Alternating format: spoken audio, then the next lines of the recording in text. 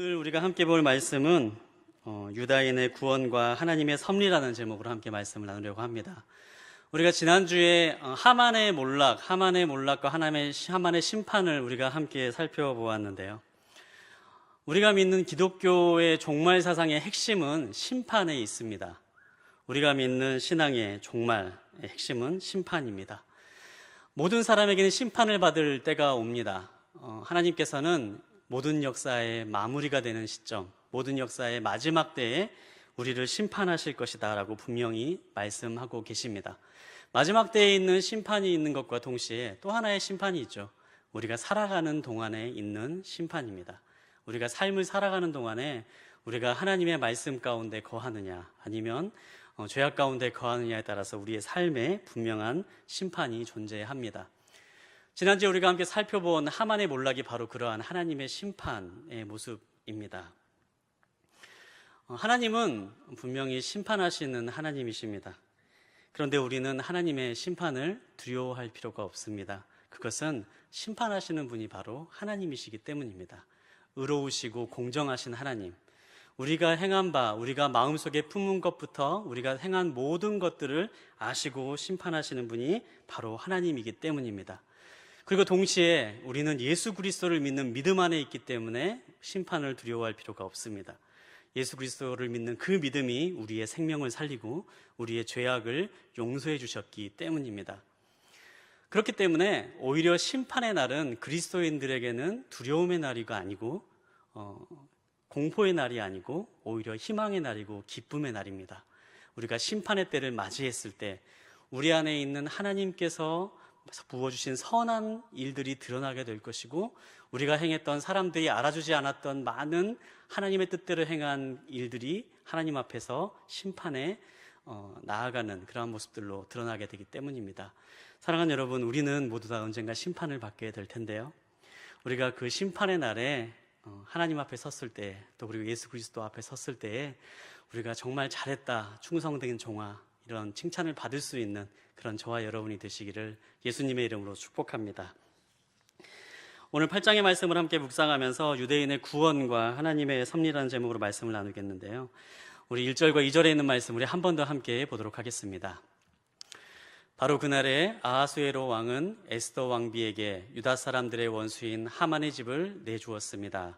그리고 모르드게는 왕의 앞으로 나오게 됐습니다. 모르드게가 자신에게 얼마나 가까운 사람인지 에스더가 말했기 때문입니다.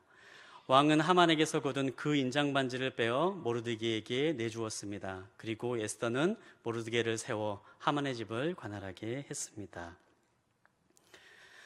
지난주에 하만의 몰락의 모습을 보았는데 오늘은 그 하만의 몰락 이후에 그 사후 처리를 어떻게 이루어지고 있는가를 우리가 1절과 2절에 있는 말씀을 통해서 볼 수가 있습니다. 하만의 처형 이후에 보여진 두 가지 큰 사건이 있었는데요. 첫 번째는 1절에 나와 있는 말씀처럼 에스더에게 하만의 집을 주었다라는 사실입니다.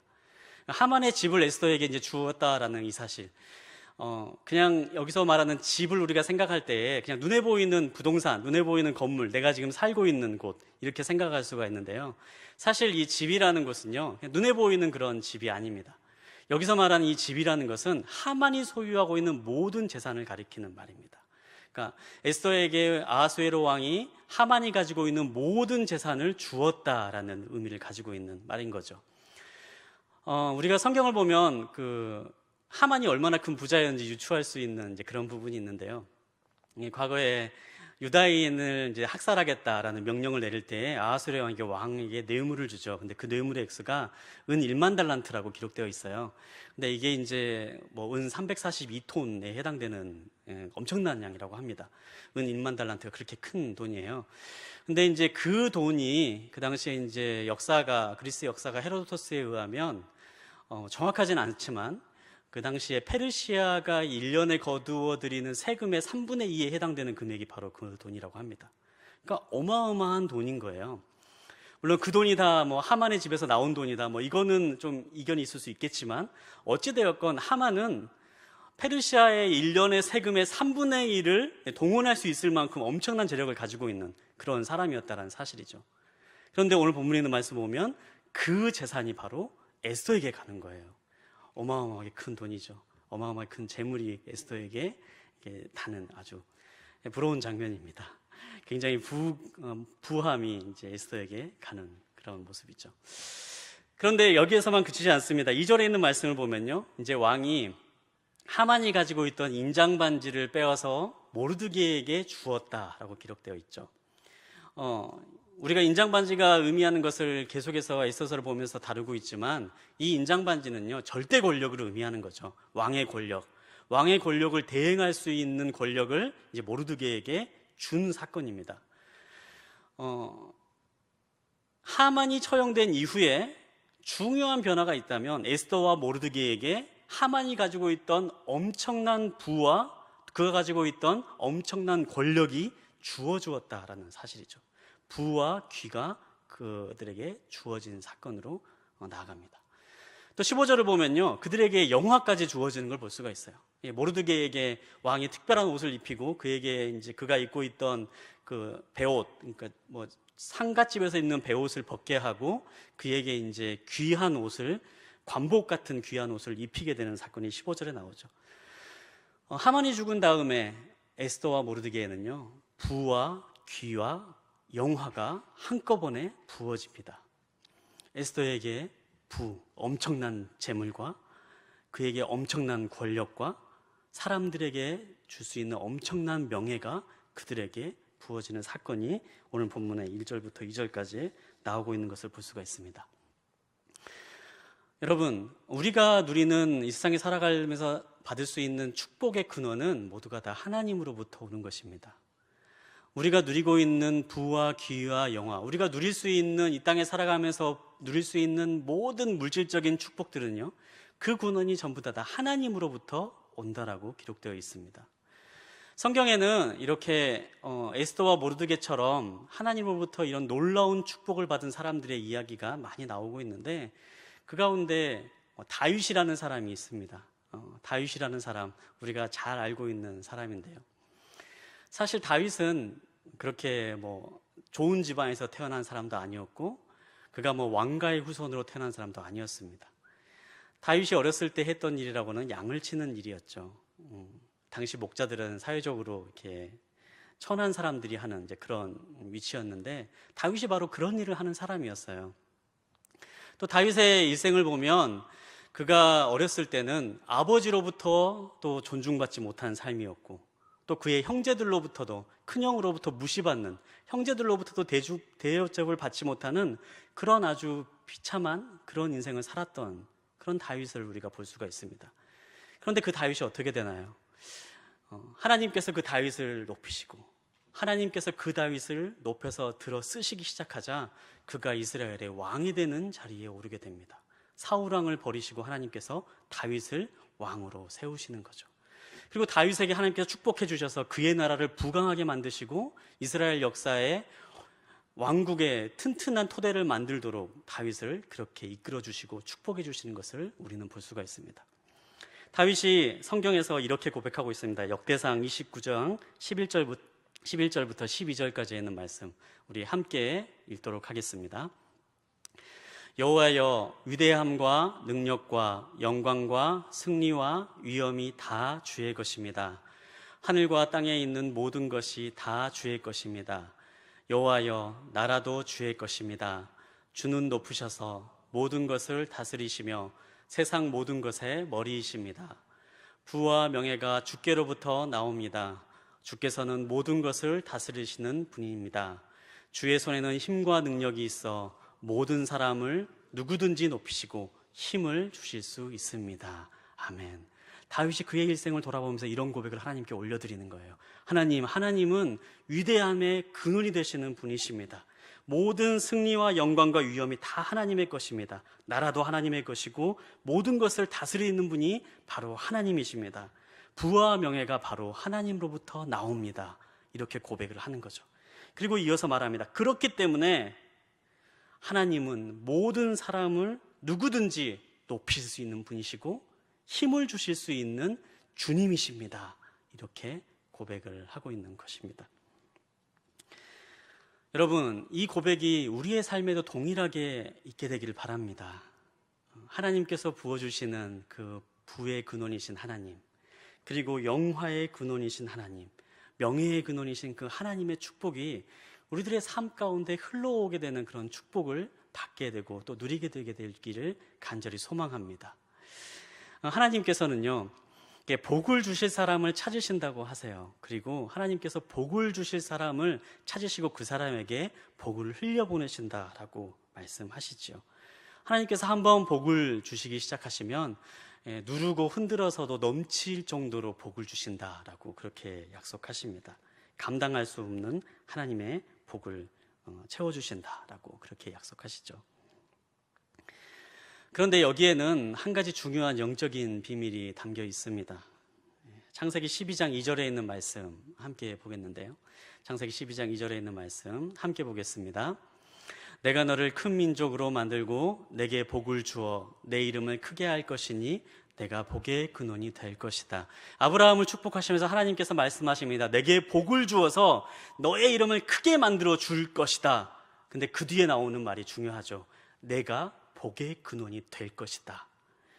그냥 하나님께서는 사람을 부를 채워주시고 권력을 채워주시고 영화를 채워주시는 데서 끝나는 것이 아닙니다. 하나님께서 우리에게 축복을 흘려주시고 축복을 부어주시는 것은요, 그냥 내가 배부르게 살아가고 내가 큰 집에 살고 많은 것을 누리고 많은 재산을 가지고 살아가는 그런 축복에서 끝나는 것이 아니라 하나님께서 복을 주어 내 이름을 크게 할 것이니 내가 바로 복의 근원이 될 것이다. 이렇게 말씀하고 있는 것입니다. 이 본문에 있는 말씀을 이제 개역개정 성경을 보면요, 내가 복이 될 것이다. 너는 복이 될지라. 이렇게 선포하고 계세요. 무엇인가요? 하나님의 축복을 누리는 삶을 살기를 원합니다. 그런데 그 축복은요, 단순히 내가 돈 많이 벌고 내가 사람들에게 명예가 높아지고 내가 사람들에게 권력이 많아지고 그냥 이런 축복을 말씀하시는 게 아니라는 사실이에요. 하나님께서는 우리에게 부와 명예를 부어주실 수 있는 분이시고 부와 명예의 근원이 바로 하나님이시다라고 말씀하시지만 하나님의 복은요, 부어짐으로 인하여서 우리가 복이 되기를 원하시는 복이라는 사실입니다. 우리의 정체성이 바뀌기를 원하시는 거예요. 우리가 머물러 있는 곳이 바로 복을 받게 되고 우리가 속한 가정이 복을 받게 되고 내가 머물고 있는 회사가 복을 받게 되고 내가 있음으로 인해서 내 주변에 있는 모든 사람들이 하나님의 복을 누리고 복을 받으며 살아가는 삶, 바로 우리가 복이 되는 삶, 하나님께서 원하시는 축복의 삶이 바로 그러한 삶이라는 사실입니다. 예전에 애도 어르신들이 하시는 말씀 중에 이런 말이 있어요. 갑자기 결혼을 하거나 갑자기 한 집에 애가 태어나거나 이게 새로운 사람이 집에 딱 들어왔는데 갑자기 그동안 잘 안 되던 일이 막 잘 된 일이 생기고 좋은 일이 막 생겨나면 애도 어르신들이 그런 말씀 하시잖아요. 아이고 우리 집에 복동이가 들어왔어, 이런 얘기 하시잖아요. 아이고 우리 집에 복동이가 들어왔어. 그냥 아무 일 한 것도 없는데 그냥 그 사람이 들어온 것만으로 집에 잘된 좋은 일이 많이 생기는 거예요. 그 사람이 함께 있는 것만으로 그 집에 평안이 찾아오는 거죠. 그 사람이 함께 있는 것만으로 기쁨이 있는, 아이고 우리 집에 복동이가 찾아왔어. 그런데 이게 저는 하나님께서 복을 부어주시는 사람들이 들어야 될 말이라고 생각합니다. 사랑하는 여러분, 우리들의 인생이 바로 그러한 인생이 되길 바랍니다. 저와 여러분이 머물고 있는 곳에 제가 여러분이 어디를 가든지 그냥 저희를 보면서 그렇게 얘기했으면 좋겠어요. 아이고 복동이가 들어왔어. 아이고 당신이 정말 복덩이야. 당신이 정말 우리 집의 복덩이야. 네가 정말 우리 집의 복덩이다. 그런 말을 들을 수 있는 그런 축복의 근원이 되는, 하나님부터 올라온 복을 받으시는 그런 저와 여러분이 되시기를 예수님의 이름으로 축복합니다. 역대상을 보면요, 우리가 역대상 29장에 있는 말씀을 통해서 다윗의 고백을 보았는데요, 다윗의 고백을 보면 하나님이 복의 근원이다라고 이렇게 말씀합니다. 하나님께서는 모든 사람을 중에서 복을 부어주시는 분이시다, 복을 부어주실 수 있는 분이시다, 이렇게 고백을 하고 있죠. 그런데 이 말을 좀 뒤집어서 생각을 해보면요, 사실 생각하기 싫은 하나의 사건, 하나의 포인트가 또 나와요. 하나님께서 세상에 있는 모든 것을 다 가지고 주관하시고 복을 부어주실 수 있는 분이라는 그 말을 뒤집어서 얘기하면요, 하나님은 복을 뺏어갈 수도 있는 분이다라는 말이에요. 이 말은 같은 말이죠. 하나님께서 복을 부어주실 수 있는 분이다라는 말을 똑같은 말로 표현하자면 하나님께서는 가지고 있는 복도 빼앗아 가실 수 있는 분이다라는 얘기와 같은 말이 됩니다. 그렇기 때문에 우리는요, 이 땅을 살아가면서 복의 근원이 되고 복된 삶을 살아가기를 원하는 우리들은요, 축복을 받는 비결에 대해서 한번 우리가 깊이 생각해 봐야 될 필요가 있습니다. 하나님께서 어떤 사람을 축복하시는가? 하나님께서 어떤 사람들에게 복을 내려주시는가? 이 사실을 우리가 한번 잘 생각해 봐야 될 필요가 있는 것이죠. 오늘 본문에서는 에스더와 모르드게가 하나님으로부터 놀라운 복을 받습니다. 부와 귀와 명예가 그에게 쏟아 부어지는 것을 볼 수가 있어요. 감당할 수 없는 그런 부귀영화죠. 포로의 후손으로 살아가면서 사실 상상할 수 없는 그런 일들이 일어나고 있는 거예요. 그런데 에스더서를 한번 잘 묵상을 해보면요, 그 어느 곳에서도 에스더와 모르드게가 이를 위해서 기도했다라는 흔적이 없어요. 그 어떤 곳에서도 에스더와 모르드게가 하나님 저에게 재물을 부어주십시오, 하나님 저에게 명예를 부어주십시오, 하나님 저에게 권력을 주십시오, 이렇게 하나님 앞에 기도하고 나아갔다라는 기록은 전혀 없어요. 그저 무엇입니까? 그들이 유대인의 목숨이 위협한 상황에서 하나님, 이 유대인을 살리기 위해서 우리가 어떻게 해야 될지 금식하고 기도하며 나아갔다라는 기록이 있습니다. 그들이 유대인의 멸망의 상황 가운데서도 죽으면 죽으리라고 결심하고 자신의 목숨을 내어놓으면서까지 하나님 앞에 금식하고 하나님의 일에, 유대인의 목숨을 구하는 일에 나아갔던 기록은 있습니다. 하지만 하나님, 부귀영화를 저에게 주십시오, 이런 간구를 한 적은 없는 거죠. 하나님이 무엇을 보고 에스더와 모르드게에게 부귀영화를 부어주었겠습니까? 그것은 그들이 자신의 목숨까지 내어 걸고 유대인의 목숨을 구하기 위해서 금식하며 기도하며 나아가는 모습, 바로 그 모습을 보고 하나님께서 그들을 축복하시고 그들에게 은혜를 베풀어 주시고 그들에게 또 명예를 주시는 것을 볼 수가 있습니다. 가끔 이 성도님들을 만나서 이렇게 대화를 하고 또 신방을 가서 이야기를 하다 보면 성도님들로부터 참 많은 간증들을 듣게 돼요. 그런데 성도님들 가운데서 정말 뜻하지 않은데 어려운 일들이 해결되고 뜻하지 않은데 참 집에 좋은 일이 일어나고 하나님의 축복을 누렸다라고 이렇게 말씀하시는 분들, 이제 그런 간증들을 많이 듣다 보면요, 좀 몇 가지 공통점들을 보게 됩니다. 그분들이 그런 복을 누릴 만한 분들이라는 사실이에요. 참 그분들이 다른 사람들을 위해서 또 다른 주변에 있는 사람들을 위해서 자신의 것을 아낌없이 내어놓고 또 주변에 있는 나의 욕심을 채우기 위한 삶이 아닌 선교지를 돕는 일에, 또 주변에 있는 다른 힘들고 어려운 분들을 위해서, 순식구를 위해서 열심히 도우려고 하고 또 주변에 있는 어려운 사람들을 마음껏 도와주려고 하는 그런 마음들을 품고 있는 것을 볼 때 또 그런 분들에게 하나님께서 많은 축복들을 부어주시는 것들을 종종 보게 됩니다. 하나님의 축복을 받는 비결은 바로 여기에 있다라고 생각을 합니다. 다른 사람들을 위해서 나의 것을 내어줄 수 있는 마음, 또 생명을 구원하는 일에 있어서 내 것을 포기할 수 있는 마음, 연약한 사람들을 위해서 내가 무엇인가를 하겠다라는, 희생할 수 있는 마음, 바로 그러한 마음들이 있을 때 하나님께서 복을 부어주시는 거죠. 그 마음이 예수님의 마음이기 때문이에요. 그 마음이 예수님의 마음과 맞닿아 있기 때문입니다. 여러분, 우리가 예수님이 어떤 분입니까? 예수님은 우리의 생명을 위해서 십자가에 달려 돌아가신 분이 아닙니까? 예수님의 그 마음, 세상에 있는 우리들의 죽음을 안타까워하셔서 하늘에 있는 영광과 존귀를 버리시고 이 땅 가운데 내려오시고 스스로의 생명을 십자가에 내어놓을 만큼 우리를 사랑하셨던 그 예수님의 마음, 그 마음이기 때문에 하나님이 다른 사람들을 위해서 그 예수 그리스도의 마음을 품고 나아갈 때에 은혜를 부어주시고 축복을 부어주시는 게 아닌가 생각합니다. 빌립보서 2장 6절부터 9절까지는요, 그런 예수님에 대해서 이렇게 기록하고 있습니다. 우리 빌립보서 2장 6절부터 9절까지 있는 말씀 함께 보겠습니다. 그분은 본래 하나님의 본체셨으나 하나님과 동등됨을 기득권으로 여기지 않으시고 오히려 자신을 비워 종의 형체를 가져 사람의 모양이 되셨습니다.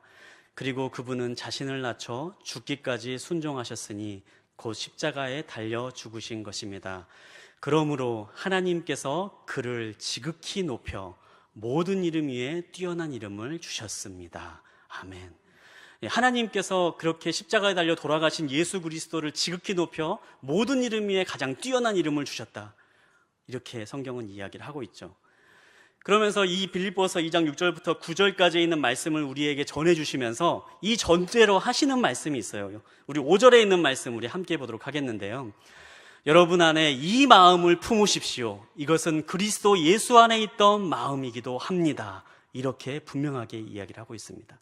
사랑하는 여러분, 우리 안에 하나님의 축복이 임하기를 원하십니까? 그리고 우리가 바로 복덩이가 되는 그런 삶을 살기를 원하십니까? 내가 있는 곳이, 내가 있는 가정이 내가 있음으로 인하여서 평안이 있고, 내가 있음으로 인해서 기쁨이 있고, 내가 있음으로 인해서 화평이 있는 그런 복의 근원이 되는 삶을 살기를 원하십니까? 그러면 하나님께서 부어주시는 복을 받아야 됩니다. 그 복을 받는 비결은 바로 예수의 마음을 우리가 품고 살아가는 것입니다.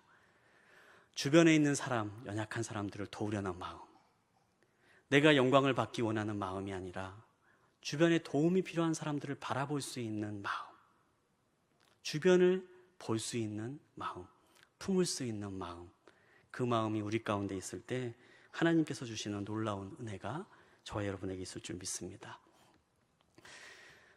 저희 집에는 이제 약 100일 정도 되는 아기가 한 명 있습니다. 저희 집에 이제 100일 정도 되는 남자아이가 하나가 있는데요. 근데 이 아이를 보면서 많은 분들이 아이를 이제 집에서 이제 아이를 이제 갖게 되고 아이를 키우면 하나님의 마음을 알 수 있다, 이런 얘기들을 참 많이 하시더라고요. 근데 제가 그 아이를 보고 아이를 이렇게 키우면서 정말 하나님의 마음이 어떤 마음인가 조금씩 알아가는 것 같아요. 사람이 이제 아이를 갖고 이제 태어난 아기를 보면은 어느 순간 한순간에 아이에게 사랑에 빠지는 그런 순간이 온다라고 얘기를 해요. 근데 이제 그 순간이 사람들마다 조금 다르다라고 얘기를 하더라고요. 어떤 분들은 아이가 이제 아빠 엄마라고 이제 부르기 시작할 때, 그리고 아이가 자기를 보면서 웃어주기 시작할 때, 그때 이제 사랑에 빠지기 시작한다, 뭐 이렇게 얘기하는 분도 있고요. 또 어떤 분들은 아이가 갑자기 걷기 시작하면서 막 뛰어오면서 나에게 폭 안길 때, 그럴 때 뭐 사랑에 빠진다, 뭐 이렇게 말씀하신 분도 있고요. 또 뭐 어떤 목사님의 이야기를 들어보니까 그 목사님은 좀 특이한 케이스인 것 같긴 한데, 사춘기에 아들의 반항하는 모습을 보면서 아들의 남자다움을 느끼고 그 아들을 사랑하게 되었다, 뭐 그렇게 말씀하시는 이야기도 들은 적이 있습니다만, 근데 이제 사람들마다 아이를 보면서 이렇게 사랑에 빠지는 그런 시기들이 다 있는 것 같습니다. 근데 저는 이게 태어나면서부터 그냥 아이에게 사랑에 빠지는 이제 그런 그런 걸 경험하고 있는데요. 근데 그 참 아이를 보고 있으면 사실 그 아이가 해준 게 하나도 없어요. 그렇죠? 그냥 아이가 태어났는데 그냥 잘 먹고 잘 자고 잘 싸고 이렇게 그냥 잘 놀고, 이제 그러면 그것 자체가 너무 귀하고 예쁘고 그냥 행복해 보이는 거죠. 그냥 그렇더라고요. 그 존재 자체가 너무 이렇게 아름답고 존재 자체가 너무 행복하게 해주는 이제 그런 마음을 느낍니다. 아마 하나님의 마음이 그런 마음이 아닌가 생각을 해봅니다. 근데 제가 이제 그 아이를 보면서 제 안에 또 변화된 게 크게 두 가지가 있는데요. 첫 번째는 저는 막 사진 찍고 막 이런 거 별로 좋아하지 않아요. 제 사진도 잘 안 찍고, 뭐 저희 아내 사진도 잘 안 찍고요. 사진 안 찍는데, 저희 아이를 보면서 그냥 하루 종일 하는 일이 주로 제 아이 사진 찍는 거, 그리고 집에서 이제 교회에서 일할 때도 한 번씩 아이 사진 보면서 혼자 웃고 막 이제 그렇게 되더라고요. 그리고 막 프로필 사진에 이제 저희 아이 막 사진 올려놓고, 저 그런 거 사실 전혀 이해하지 못했던 사람이거든요. 근데 이제 아이 사진 막 올려놓고, 이제 그럽니다. 또 하나 뭐 다른 게 있다면, 자꾸 집에 누가 막 왔으면 너무 좋아요. 오면 너무 좋은 거예요. 집에 이제 친척들, 저희 뭐 처갓집 식구들이나 저희 이제 부모님이나 저희 가족들이 자꾸 오면 너무너무 그게 좋아요. 그래서 자꾸 저희 집에 오라고 막 그렇게 얘기를 합니다. 근데 왜 그런가 생각을 해봤더니, 그냥 와가지고 아이를 예뻐해주고 사랑해주는데 저는 그게 너무 좋은 거예요.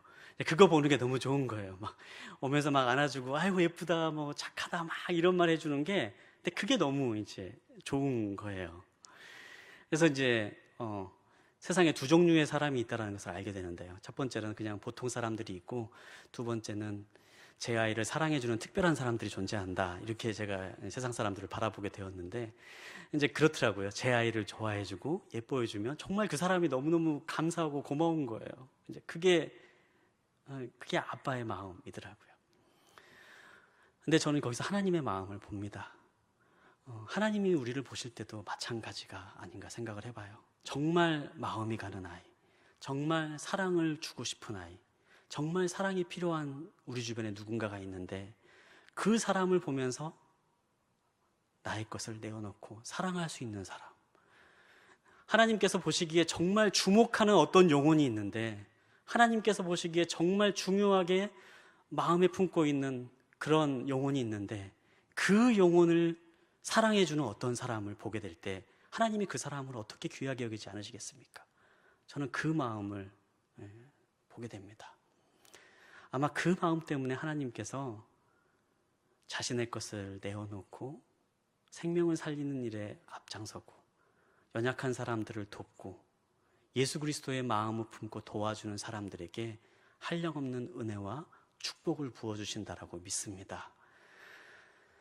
제가 이 본문을 묵상하면서 찰스 웰치라고 하는 분의 이야기를 접하게 되었습니다. 이 찰스 웰치라고 하는 분이 19세기에 미국에서 사시던 그런 분인데요. 일평생 이분은 선교사가 되기를 꿈을 가지고 사셨던 분입니다. 아버지는 감리교 목사님이시고, 또 아버지가 또 그러면서 치과 의사셨기 때문에 믿음이 좋은 아버지, 부유한 집에서 태어났지만 어떻게 하면 내가 하나님께 나의 삶을 드릴 수 있을까, 이제 그렇게 고민하다가 선교사의 꿈을 가지고 아프리카 선교사로서의 삶을 지원합니다. 그래서 선교사로서의 꿈을 드리기 위해서 선교사로 지원을 했는데, 마지막 선교사로서 파송되는 인터뷰에서 이분이 떨어지게 된 거예요. 그 떨어진 이유가 무엇인가 살펴봤더니, 그 아내가 너무 이렇게 몸이 약해서 이제 이분이 아프리카 선교사로 나가면 아내가 아무래도 그곳에서 살지 못할 것 같다, 힘들 것 같다, 이런 선교국의 판단이 있어서 이분이 선교사로서의 마지막 단계에서 선교사로서 파송받지 못하는 그런 상황을 겪게 됩니다. 이제 그때부터 이 찰스 웰치가 어떻게 하면 하나님께, 선교사로서 내가 가지는 못하지만 어떻게 하면 하나님께 내가 선교사의 그 비전을 드릴 수 있을까, 어떻게 하면 선교사로서 다른 사람을 돕는 삶을 살 수 있을까, 이렇게 고민하고 기도하기 시작을 했다 그래요.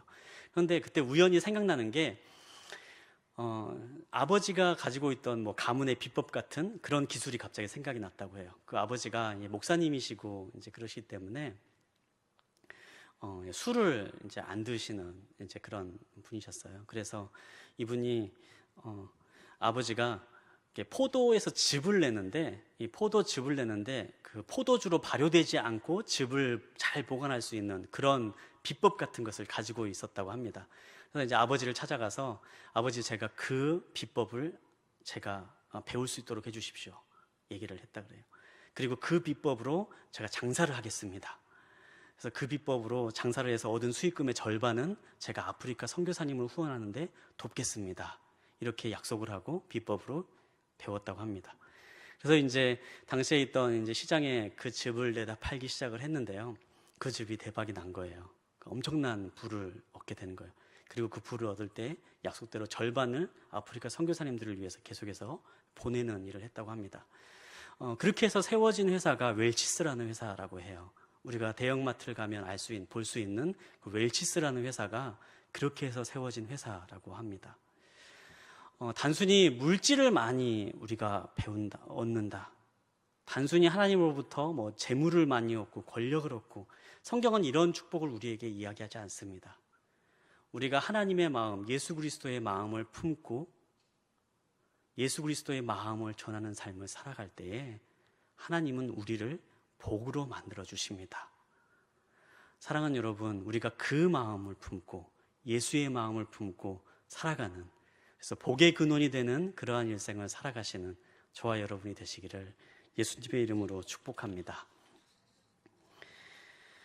네, 하만이 처형이 되고 에스더와 모르드게는 부귀 영화를 누리게 됩니다. 그런데 이 사건은 여기서 끝나지 않습니다. 아직 중요한 일이 남아있죠. 에스더와 모르드게가 부귀 영화를 누리게 되었지만 아직 중요한 사건이 해결되지 않았습니다. 어떤 사건인가요? 바로 유다인의 목숨이 아직까지도 위험한 상황 가운데 있습니다. 아하수에로 왕의 명령이 내려져 있지만 이 명령이 철회되지 않은 거예요. 에스더는 다시 왕에게 나아갑니다. 내가 이 명령을 왕께서 철회해 주시라, 취소해 주라라고 요청합니다. 그런데 왕이 거절을 하죠. 왕의 인장반지가 찍힌 그 어떠한 명령도 번복할 수가 없기 때문입니다. 그래서 왕의 명령을 취소한 대신 다른 명령을 내립니다. 11절에 있는 말씀 우리 함께 보도록 하겠습니다. 왕의 칙서의 내용은 이러했습니다. 모든 성에서 유다 사람들이 모여 스스로 보호할 수 있는 권리를 허락한다. 만일 어떤 민족이나 지역이 유다 사람들을 친다면 그들을 멸망시키고 죽이고 여자와 어린아이와 함께 그 군대를 섬멸시키고 그들의 재산을 약탈해도 된다. 아멘. 새로운 명령을 내리는 거예요. 이전의 명령을 취소할 수 없지만 이전에 냈던 명령을 대신할 수 있는, 대항할 수 있는 새로운 명령을 내리는 겁니다. 과거에 내려졌던 명령이 이 명령 때문에 이제는 무효처럼 돼버리는 거예요. 새로운 명령, 유다인들이 스스로를 보호할 수 있는 권한, 유다인들이 스스로를 지킬 수 있는 권한을 왕의 이름으로 명령을 내리는 거죠. 똑같은 날, 똑같은 시간에 유다인들이 스스로를 지킬 수 있도록, 대적으로부터 자신을 지킬 수 있도록 그렇게 명령이 내려집니다. 처음 하만의 명령이 내려졌을 때 12월 13일 유다인들이 모두 다 죽여도 된다. 유다인들은 어린아이부터 처자까지 그리고 그의 재산까지 모두 다 빼앗아도 되고 죽여도 된다라는 명령이 하만에 의해서 내려졌을 때에 유다인들은 굉장히 큰 슬픔과 고통에 있을 수밖에 없었을 겁니다. 두려움에 빠질 수밖에 없었겠죠.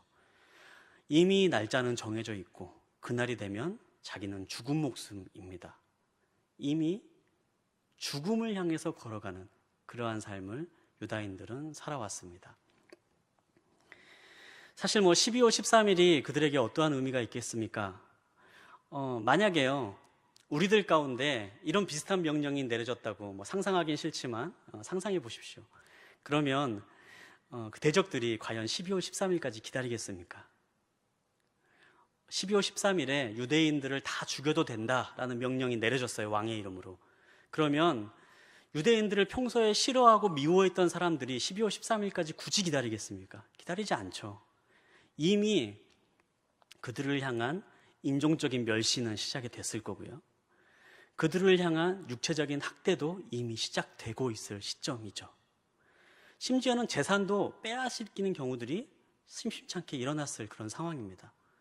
왜? 그들은 이미 죽은 목숨이기 때문에. 그들은 이미 사형 판결이 내려져 있는 사람이기 때문에 12월 13일이 되면 다 내가 죽여도 되는 사람이고 빼앗아도 되는 재산이기 때문에 아마 이 기간 동안에, 이 70여일의 기간 동안 유대인들이 겪었을 영적인 위협과 심리적인 압박과 육체적인 고통은 설명할 수 없었을 거예요. 그런데 바로 그때 구원의 소식이 들립니다. 왕의 이름으로 새로운 명령이 들려옵니다. 12월 13일 유대인들은 그냥 앉아서 죽기만을 기다리는 것이 아니라 대적들을 향해서 무장해서 일어나라. 그런데 놀랍게도 이 명령을 내린 사람이 바로 유대인 모르드게라는 사실입니다. 이미 수상궁에는 자신들을 죽이려고 했던 하만은 몰락해서 죽은 상황이고 그를 대신해서 에스더와 모르드게가 왕의 인정을 받고 권력자로서 등극했다는 소식이 이 소식과 함께 동시에 페르시아 전국에 퍼져나가는 거예요. 이 소식을 들을 때 유다인이 겪게 될 기쁨, 유다인이 얻게 될 감격의 기쁨, 그 기쁨은 아마 우리가 상상하기 어려운 큰 기쁨이 임하게 되었을 거라고 생각합니다. 사랑하는 여러분, 이 사실에는요, 사실 굉장히 영적인 의미가 담겨 있어요. 단지 우리가 이게 유대인의 구원의 소식으로만 그치는 그런 이야기가 아닙니다. 이 이야기는요, 바로 우리들의 이야기입니다. 우리들의 살아가는 이야기. 그리스도인으로 이 땅을 살아가면서 참 많은 어려움들을 겪곤 합니다. 예수를 믿는 사람으로서, 예수의 이름이 새겨진 사람으로서 이 땅을 살아갈 때에 참 알게 모르게 참 많은 어려움들을 겪고 또한 감내하면서 살아가야 되는 게 이 땅에 살아가는 현실입니다. 제가 얼마 전에 한 청년이 이제 고민을 들은 적이 있어요. 직장을 취직해서 정말 열심히 살아가고 정말 헌신적으로 사역을 하는데 자꾸 직장에서 회식 자리가 있다라고 그래요. 회식 자리가 있는데 회식을 자기는 별로 참여하고 싶지가 않아서 회식을 몇 번 빠지려고 노력해보고 뭐 회식이 자율이라 그래서 몇 번 빠졌는데, 그런데 이제 자꾸 그 회식 때문에 인사고과가 반영이 된다 막 이런 얘기가 들리는 거예요. 그러니까 회식을 네가 안 나왔기 때문에 인사고과에서 낙오가 된다 막 이런 얘기들이 들려오는 거예요. 물론 공식적으로는 회식 때문이 아니죠. 근데 비공식적으로 너는 같이 모여서 이렇게 하는 친목을 도모하는 자리에 너는 안 나왔으니까 아웃, 이런 얘기를 듣는 거예요.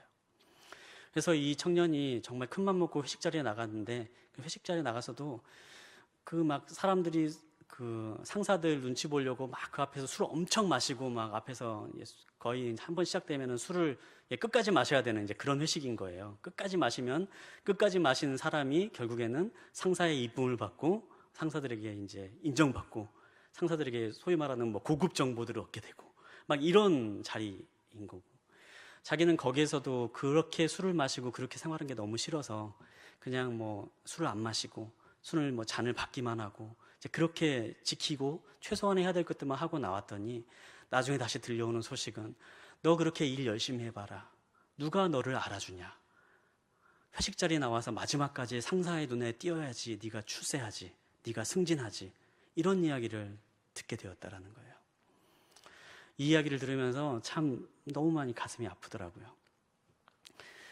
그리스도인으로 살아가기 위해서 물론 술을 마시고 안 마시고 지금 정죄하는 것을 떠나서 그냥 그렇게 술자리에서 흥청망청 막 마시면서 마지막까지 맨정신이 아닐 때까지 마셔야지만이 그게 인정을 받고 열심히 일한 것을 인정받지 못하는 이제 그런 모습을 보면서 그런 얘기를 들을 때 너무너무 가슴이 아픈 그런 걸 느낍니다. 사랑하는 여러분, 그리스도인으로 세상을 살아간다라는 게 참 어려울 때가 많이 있습니다. 하나님의 말씀대로 살아간다라는 게, 정직하게 살아가는 게, 경건하게 살아가는 게 참 어려운 때가 종종 있습니다. 하지만 한 가지 분명한 사실은 이러한 것들이 다 영적 전쟁 가운데 있다는 사실입니다.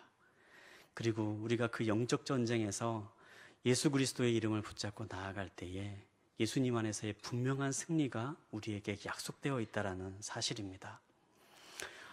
그 청년이 그 뒤로 어떻게 되었다, 결론은 나지 않는 사건이에요. 계속해서 그 가운데 있습니다. 그런데 최근에 이제 그 청년의 소식을 들었는데, 그렇게 정말 성실하게 계속해서 일을 하다 보니까 그 위에서 직장 상사의 눈에 들기 위해서 막 술 먹고 그렇게 이렇게 지냈던 사람들이 다 이직했대요. 다 이직해서 본인은 일이 좀 더 많아서 힘들긴 한데 결국에는 자신이 주목받을 수밖에 없는 그런 상황으로 지금 되고 있다, 이제 그런 얘기를 하더라고요. 그래서 그 청년을 격려하면서 끝까지 우리 함께 기도하면서 승리하며 나아가자. 예수 그리스도의 마음을 품고 나아갈 때 분명히 너를 인정해주고 하나님이 너의 그 수고를 칭찬하실 날이 올 것이다, 그렇게 격려했던 기억이 납니다. 사랑하는 여러분, 우리의 영적 전쟁은 어쩌면 이 유다인의 모습과 같을지 모릅니다. 이 세상을 살아갈 때에 유대인이라는 이유만으로, 하나님의 민족이라는 이유만으로 그들의 생명이 위협받는 이 에스더의 사건, 예수 그리스도를 믿는 사람이라는 이유만으로, 예수 그리스도의 가르침대로 살아가는 삶을 산다는 이유만으로 세상의 불평등을 겪어야 되는 그런 순간이 닥쳐올지라도 여러분, 우리가 오늘 본문에 있는 말씀을 묵상하며 계속해서 그리스도의 이름을 붙잡고 나아가는 저와 여러분이 되시길 바랍니다.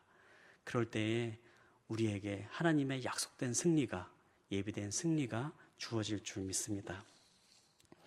로마서 8장 37절의 말씀을 보면요, 이렇게 기록되어 있습니다. 그러나 이 모든 일에 우리를 사랑하시는 분으로 인해 우리가 넉넉히 이깁니다.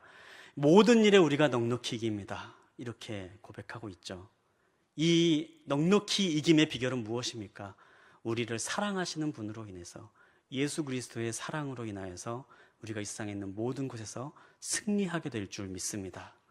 우리에게 주어진 그 승리를 향해서 매일매일 그리스도의 사랑으로 붙잡고 그리스도의 이름을 가지고 그리스도의 마음을 품고 나아가는 저와 여러분이 되시기를 예수님의 이름으로 축복합니다.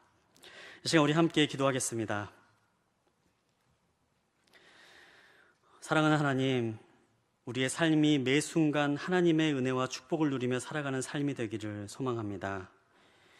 예수 그리스도의 마음을 품는 사람들이 되게 하여 주시고 하나님의 한량없는 은혜와 축복을 누리며 복이 되는 삶을, 또한 복을 전하는 삶이 되게 하여 주옵소서. 주님, 우리에게 승리를 약속하신 분이시며 우리에게 승리를 주심에 감사합니다. 세상 그 무엇도 끊을 수 없는 예수 그리스도의 온전한 사랑에 힘입어 승리하는 인생이 되게 하여 주옵소서. 예수님의 이름으로 기도합니다. 아멘.